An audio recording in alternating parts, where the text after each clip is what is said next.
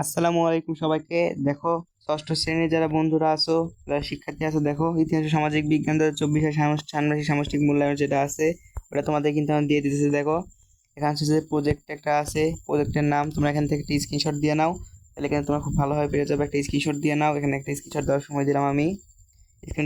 Screenshot দিয়ে নেবা, ভালো পড়ে নেবা। তারপর দেখো কাজ একটা স্ক্রিনশট দিয়ে নাও, এগুলো কিন্তু আগামীকাল তোমাদের পরীক্ষায় আসবে।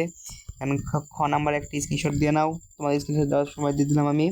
তারপর দেখো, হচ্ছে যে যদি মূল্যায়ন রুবিক্স, এখানে একটা স্ক্রিনশট দিয়ে নাও, তোমরা সেটা পরবর্তীতে পূরণ করতে পারো। তারপর দেখো কাজ দুই একটা স্ক্রিনশট দিয়ে নাও, তাহলে তোমার পরবর্তী ভালোভাবে পারবা। দেখো একটু ভালো করে নেবা, তাহলে কিন্তু আরো ভালোভাবে পারবা।